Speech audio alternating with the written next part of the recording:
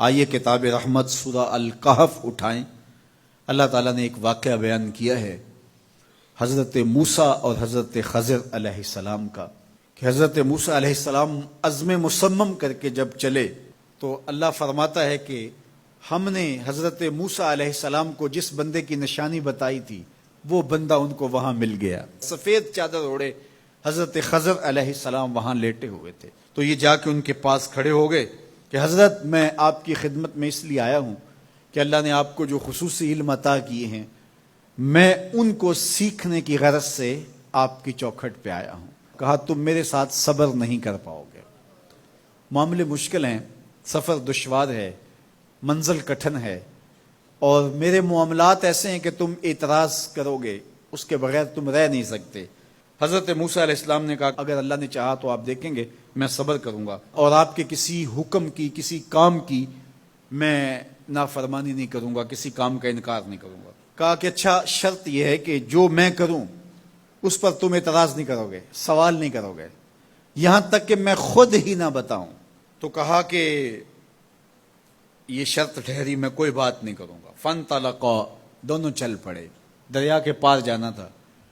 جو کشتی کا مالک تھا، کشتی بان تھا، وہ حضرت خضر علیہ السلام کو جانتا تھا تو اس نے کرایہ بھی نہیں لیا، لیکن جب کشتی پر سوار ہوئے تو عصا مار کے حضرت خضر علیہ السلام نے کشتی کا ایک پھٹا توڑ دیا۔ تو بے ساختہ حضرت موسیٰ علیہ السلام نے کہا آپ نے پھٹا توڑ دیا، یہ سارے ڈوب جائیں؟ کہا میں نے کہا تھا نا تم میرے کاموں پہ صبر نہیں کر پاؤ گے۔ تو حضرت موسیٰ کو یاد آیا، کہا میں بھول گیا تھا، اس پر مواخذہ نہ کیجیے۔ پھر دونوں چل پڑے، بچے کھیل رہے تھے، ایک خوبصورت لڑکا وہ بھی بچوں میں کھیل رہا تھا۔ حضرت خضر آگے بڑھے اور اس کی گردن مروڑ دی، اس کو قتل کر دیا۔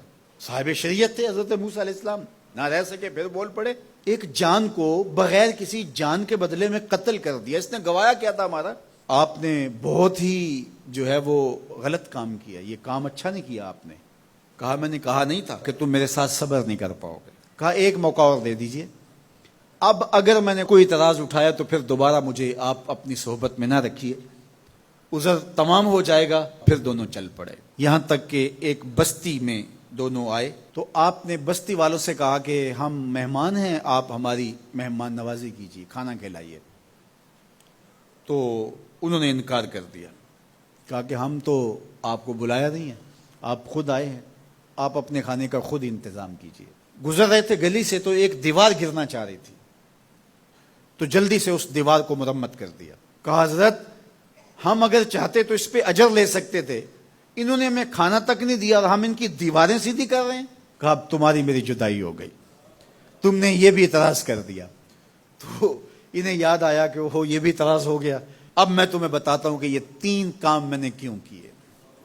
اللہ اکبر۔ اب سنیے، قرآن ہمیں بتاتا ہے کہ ظاہری علم بھی ہوتا ہے لیکن کوئی باطنی علم بھی ہوتا ہے۔ کہا وہ پہلی بات کشتی والی سنو، یہ 2 مسکین بچوں کی کشتی تھی، ان کے گھر کا چولہا اس کی کمائی سے جلتا تھا۔ دریا کنارے کنارے ایک ظالم بادشاہ رہا تھا جو لوگوں کی کشتیاں چھین رہا تھا، ہم نے تھوڑا سا عیب لگا دیا، وہ ٹوٹی کشتی چھوڑ کے چلا گیا۔ اب وہ تھوڑے سے پیسے لگا کے کشتی مرمت کرا لیں گے، گھر کا چولہا جلتا رہے گا، بتاؤ اچھا کیا یا برا کیا؟ کہا رہی بات اس بچے کی جس کو ہم نے قتل کیا، اس کے ماں باپ مومن تھے، نیک تھے، صالح تھے، بچے نے بڑا ہو کے بہت برا ہونا تھا، ہم نے اس کو قتل کر دیا، اللہ اس کے بدلے ان کو بہتر اولاد دے گا۔ علماء تفسیر نے لکھا ہے اس بچے کے بدلے میں اللہ نے ان والدین کو ایک بیٹی عطا کی جس کی نسل سے 70 نبی پیدا ہوئے۔ دیوار کی کہانی بھی سن لیجئے، یہ شہر کے 2 یتیم بچوں کی دیوار تھی اور اس کے نیچے ان کا خزانہ تھا اور ان کا باپ بڑا نیک تھا۔ خزانہ دیوار کے نیچے ہے، دیوار گرنا چاہ رہی ہے، کسی معمولی دھکے سے گر جاتی۔ 2 ہی صورتیں تھیں، یا وہ بچے خود اپنا خزانہ اٹھا لیتے یا لوگ اٹھا کے لے جاتے۔ لوگ اٹھا کے لے جاتے پھر بھی ہاتھ میں کچھ نہ آیا، اور اگر وہ خود اٹھا لیتے تو بچے ہیں، بچپنے کی وجہ سے وہ اس کو اڑا دیتے۔ تو ہم نے اس کے اوپر دیوار کھڑی کر دی، جب تک وہ اس قابل نہیں ہو جاتے کہ یہ خزانہ نکال کے اس کو صحیح مصرف پہ لگا سکیں، اتنی دیر تک دیوار گرے گی نہیں۔ اللہ اکبر۔ وہ کسی وجہ سے دیوار قائم رہے گی، اور جب وہ اس عمر کو پہنچ جائیں گے جس عمر میں وہ اس خزانے کو سنبھال سکیں گے تو پھر دیوار خود بخود گر جائے گی اور یہ خزانہ نکال کر کے اپنے کام پہ لے آئیں گے۔ میں جب پہلی مرتبہ اس کو جو ہے وہ غور کے ساتھ تلاوت کیا تو مجھے یہ لگا کہ اس کا انطباق پاکستان کے حالات پہ بھی ہو سکتا ہے، اس لیے کہ یہ بھی یتیموں کا سرمایہ ہے۔ کتنے یتیم روتے بلکتے رہ گئے اور ان کے سر سے جو ہے وہ سائے اٹھ گئے اس وطن کے لیے، لیکن میرے مالک نے اس ملک کے خزانوں پر گہرے پہاڑ اور بڑی بڑی دیواریں کھڑی کر دی ہیں۔ جب تک یہ قوم بلوغت تک نہیں پہنچے گی اتنی دیر تک وہ خزانے ظاہر نہیں ہوں گے، اور جب یہ قوم اپنی بلوغت تک پہنچے گی، شعوری بلوغت، فکری بلوغت، علمی بلوغت، اور رب سے جو وعدہ کیا تھا پاکستان کا مطلب کیا، لا الہ الا اللہ، جب اس بلوغت تک یہ پہنچ جائے گی، اس وعدے کی تکمیل ہوگی، پھر رب دیوار ہٹا دے گا اور پاکستان کو اللہ اتنے خزانے دے گا اور پاکستان ایسا مالا مال ہوگا دنیا دیکھنے آئے گی انشاءاللہ۔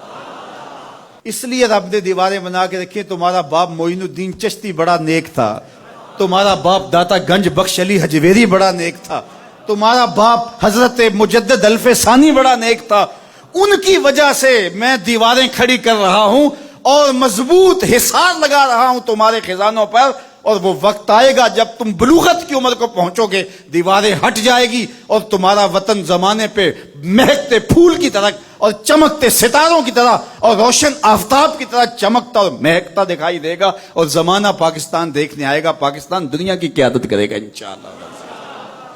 تو کہا یہ تعویل ہے ان باتوں کی جو باتیں میرے رب نے مجھے بتائی، اور یہ میں نے اپنی مرضی سے نہیں کہیں، اور جو میں نے کیا اپنی مرضی سے نہیں کیا۔ تو یہ باطنی باتیں ہیں، شاید یہ باطنی باتوں کے جوش میں یہ بات بھی میں کر گیا۔ وہ کیا کسی نے کہا تھا کہ بھری محفل میں ایک راز کی بات کہہ دی، بڑا بے ادب ہوں سزا چاہتا ہوں۔